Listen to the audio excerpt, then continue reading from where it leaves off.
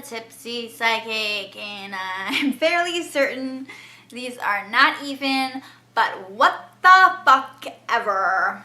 Today I'm going to talk about the stages of being a psychic. Sometimes I get asked this very specific question. How do I know when I am a psychic? Like, when do I get the right to actually call myself a psychic? Because anyone can pick up a deck of tarot cards, right? They can read these tarot cards and they can learn the meanings. But at what point can you actually say, I am a psychic? And this isn't about being a professional psychic, because being a professional psychic basically means that you're being a psychic for money.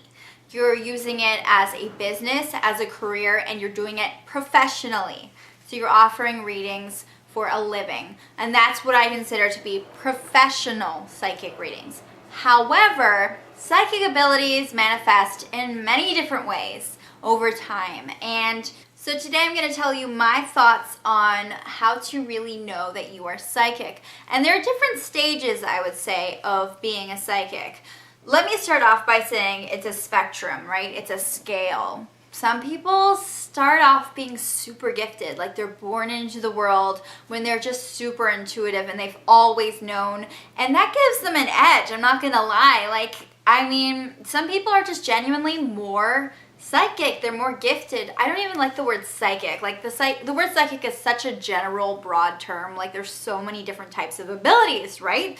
So this is my opinion. This is where I'm at, okay? And we're going to really focus on just tarot today because it's a good example. It's one of the most common forms of divination.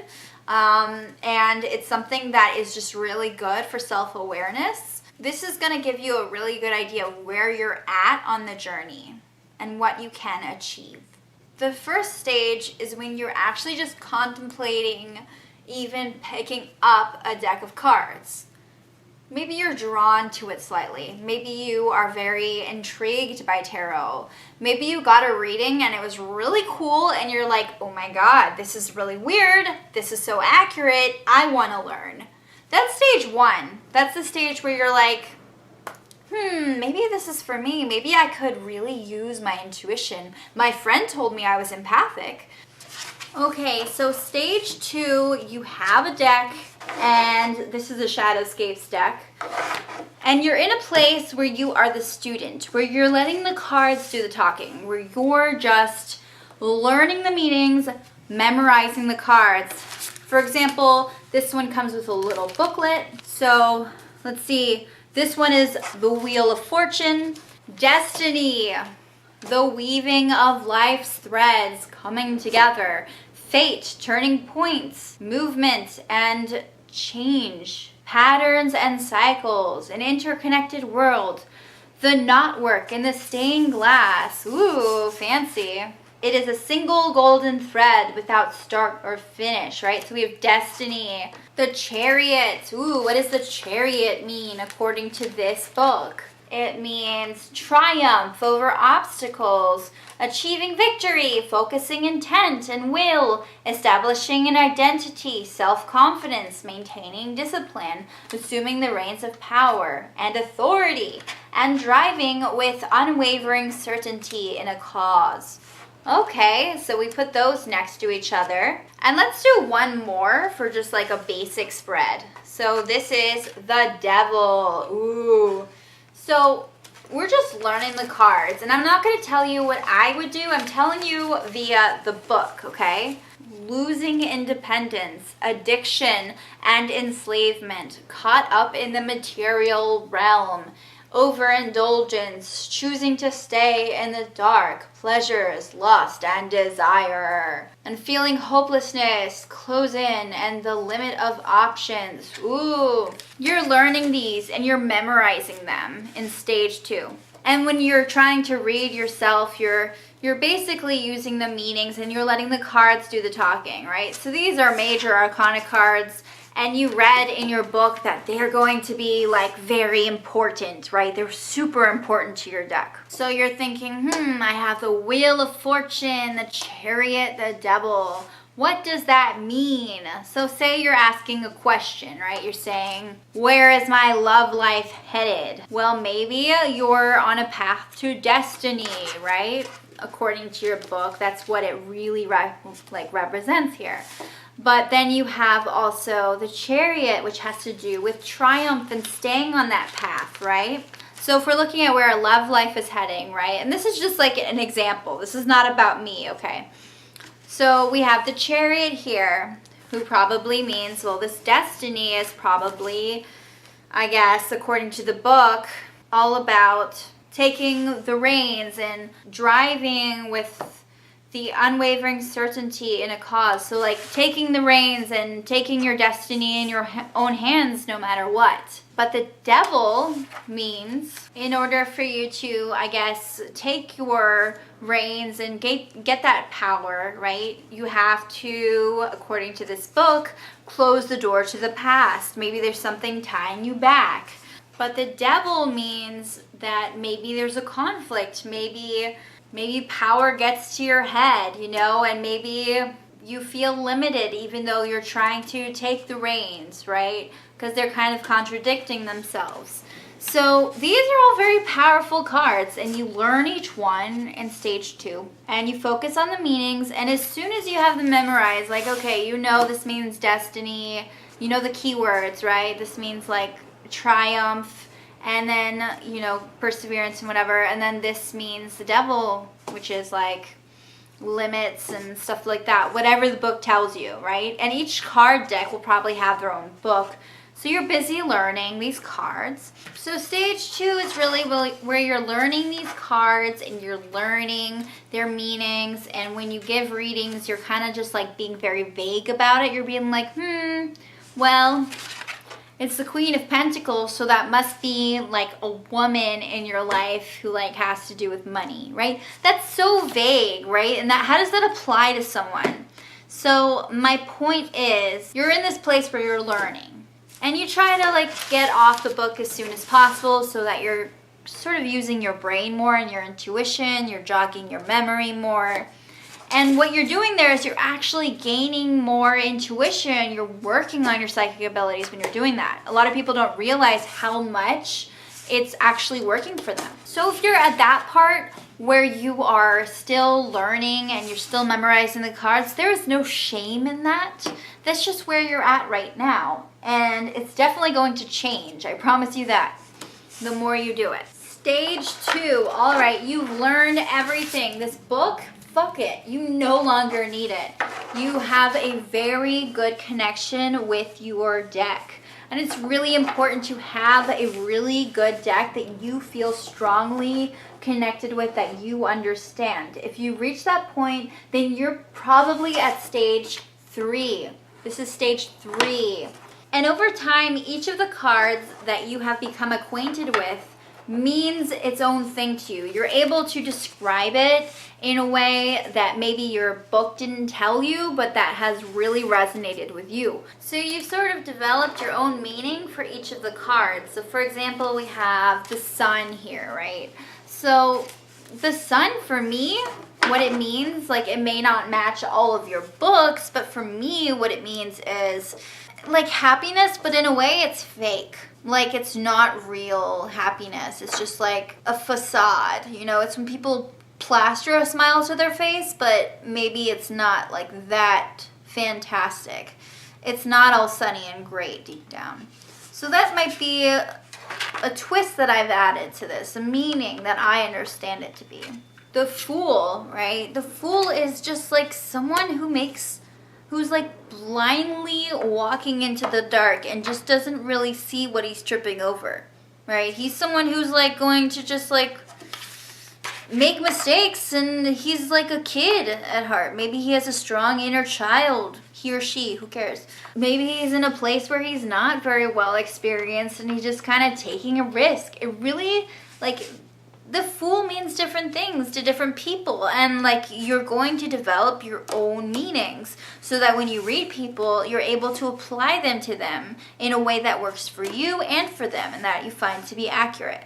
Different psychics will tell you different things. Like, I don't necessarily look at all of the artwork on the cards, but it is very important to become acquainted with it, to look at it and sort of examine it and use it to draw information upon. And don't beat yourself up if you get it wrong or something. Like, it takes time to really tap into another person. Like, it's not like you're reading yourself. You're actually trying to go by using your intuition and the cards. And that's where in stage 3, you're basically combining those, you know? You're combining your intuition and your meaning of the cards, and you're practicing understanding other people and reading them. So it's a whole thing. Like, it's a really big deal. And now on to stage 4, my favorite. One day you realize while you're reading that, oh my God, I actually am not the one reading this.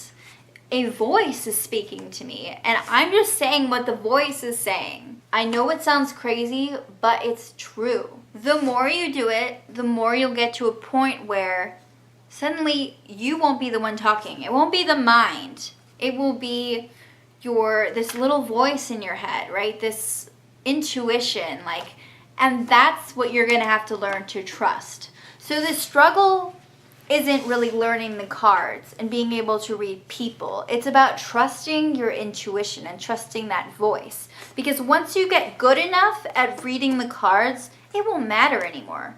Like, these cards, like, even if, for example, this is the 10 of Wands. Like, despite what the card means, your voice in your head could be like, no, that means this. Like, it totally means this. And you just trust it. You read it. And that's really difficult to learn, but once you have mastered that voice is when I would say you're psychic. Like, when I would really say you have mastered being a psychic, and when you can proudly say, I am a psychic. Because while you're still learning to read the cards and associate with people, you're just exercising your intuition. And I wouldn't say that you're fully using your psychic intuition. I wouldn't say you're fully being a psychic at that point. It's when you get to a point where no matter what the cards are saying, you hear a voice that says something else and you learn to listen to it. And you look at your cards, and even though it's telling you something else, what your voice says in your head is what's true. This happens to me a lot in tea leaf reading, right? I can examine all of the symbols and look at the tea leaves and look at them, but usually, right when I look at a teacup, I get this sudden insight. I get this voice in my head, and that's what I say if I see something. The more I try to look for it, the more it isn't there. But when I listen to that, when I listen to the intuition and I trust it confidently, I know that that's what it's saying. And it takes a while for people to get used to that, to feel used to it. The Empress, right? So someone gets the Empress in their reading, and the Empress can mean a lot of things, right? It's the mother, it's Gaia, it's the earth, fertility, the divine feminine. Like, it can mean a lot of different things. But what if that little voice is like, pregnancy alert, newborn, newborn? Then you know, you gotta say that. You don't just say, oh, I see you being in tune with the earth. You say, pregnancy, I see someone on the way. And they're like, I'm not pregnant. Be like, I know you're pregnant. I know there's something going on that has to do with the newborn, you know? And that's how psychics get so specific. They have extreme confidence in that voice and whatever it is. And it can come in different forms, you know. There are different types of psychics. I'm clairaudient, so sometimes sounds will really affect me. But I'm also empathic, so sometimes I just receive my information through feeling. But either way, if I ignore it, then I'm probably giving a fucked up reading. It's not true. When you can actually say, no, this is true. That voice is saying it. It's not your imagination. You're not making things up. It's coming from somewhere. And it's very important, and it's something that needs to be listened to and needs to be communicated. That's how people get very specific. Because you can look at these and they're so general and vague, right? And when they're together, like you got the Page of Swords and the Empress, that can mean so many things, right? The Page of Swords could be that child, right? But it could be maybe a child that came about in a different way, in a way that is probably more dark and negative. Like, I don't know, maybe that voice is telling you that the child was not wanted, right? Or maybe it was actually that the page was saying there's some really bad news when it comes to motherhood for you, or something like that. Like you have to, because page, can mean bad news too. So once you have your understanding of the cards, and once you're very practiced in reading people, suddenly it will kick in. I promise you. I can't tell you when, I can't tell you how, but that's when you can say, I am psychic. Because that's when you can confidently say that there is a voice, or whatever it is, that is speaking to me and that is expressing itself, and that when it speaks to me is always true. It's always. And it wasn't until I really had that voice that I started my psychic readings. And there will be times when you are challenged to, like, when you'll doubt that voice. Like, for example, I had one client that, like, lied to me straight off. She was, like, really rude. She came in there with a wedding ring, and I was sensing, the voice inside was like, you're not married. Like, why are you wearing a wedding ring, But clients try to test you sometimes, and you're like, yeah, but I'm not, the voice in my inside is telling me that it's not true. And I think that was the one time in all of my psychic readings ever that I was actually wrong. Because it was my first reading with a client, and I was like, not listening to that voice. I was like, oh my God, I'm so nervous about my readings. What if I'm not good enough? And what if I can't make money this way? Like, what am I gonna do? How is my business gonna work? What if I'm gonna get like really bad testimonials from customers? Like, what do I do? This woman's in my home, because at the time, like, I had an office in my home. I'll tell you the story some other time. But I made the mistake of like ignoring that voice. I was so afraid that I was wrong when I knew deep down that I was right. I didn't like lie to her, but I was trying to sort of beat around it because I didn't want to face it. I didn't want to like say, oh, you're married, but I didn't want to say, oh, you're not married. And that's something that psychics have to like figure out. And that's something that I will gladly admit, because it is a learning curve and it's a learning lesson. Because before that, I was just doing fine listening to that voice. But sometimes shit happens and you're like, is that voice real? Is it just my imagination? Like, what's happening? And you need to be completely confident. And that only happened once, I can probably say, like, throughout my whole career as a psychic. I have never gotten things wrong. In Seattle, when I started to be really depressed and I was doubting myself, I had a really hard time with my psychic business. Like, it took just a dip. Like, I didn't do well with it because I was not able to really find that voice. It wasn't coming to me, and it was difficult, And that voice can look different ways to different people, but either way, you will just know. Like, it's hard to explain, and the best way to build this up is by practicing. Tarot is such a good way to do that. The more you practice, the more you take those leaps, and the more you learn to trust yourself and be confident in yourself, the better. There have been some really difficult things that I've had to say. There was one time, right, where this couple, I was doing a tea leaf reading workshop. I love tea leaf reading because it really allows you to tap into that voice. But tea leaf reading workshop, and this couple was having a baby, and I saw in their cup that they were going to lose that baby. Like, there's going to be something wrong with that baby. And I felt really bad. Like, am I supposed to say that? Like, that voice is saying that, but there are other things in her cup, this is really cool.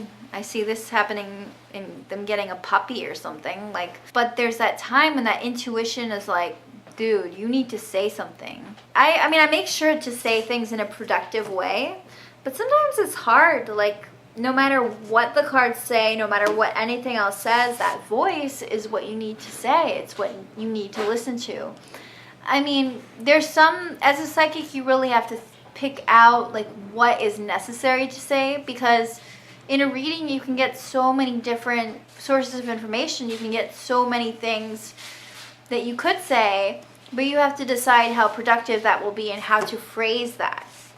But the first part here is really going to be being able to distinguish what that voice is and listening to it and really using that and overriding what the cards say. But before you can do that, you have to understand the cards fully, because you just take one look at them and you'll be able to like talk about them. You'll be able to explain them, and you won't even need to even think about the meanings. You won't even need to think about the person. It will just come to you. And you know you're psychic then. You really do. So I would say that's the stage when you could start calling yourself a psychic. So I know that this is something I've had my whole life, but I also am very confident that someone who grew up very skeptical their whole life and who doesn't believe in any of it and just wants to try it can easily grow in a psychic way. They can easily gain that sense of intuition. It might take a lot longer, but it's totally possible. So please do not give up. And if you are learning tarot and it feels like frustrating right now, trust me, that voice is going to happen. It's going to be like, all right, you know enough about these cards. I'm going to tell you now. I'm going to speak to you and tell you what to say. The minute you doubt yourself at that point, that's when it sucks. You have to sort of create a trust bond with that voice. You have to be able to do that. But if you're like, depending on whatever stage you're in, like look at yourself. If you're learning tarot, what stage are you in? Are you ignoring that voice? Have you heard it? And that voice it's not just for tarot. Like when you get to that point, you can read anything. Like anything. You can read the sky. Like you can read the clouds and suddenly know exactly what's going to happen next. That happens to me a lot. And it is something you have to exercise. Like I find that when I don't do it for a while, I lose a little bit of that intuition, but it comes right back. It's just something you have to nurture, you know? So what stage are you? Please comment in the section below. And I would say stage 5 is like just when you have full confidence over it. And yeah, you're naturally always going to be a human being and have some insecurities, but where you're able to use like your psychic intuition above everything and have full confidence in it. And that there's no wavering in it, because you have to be confident in your message. You have to. Thank you for watching. Subscribe.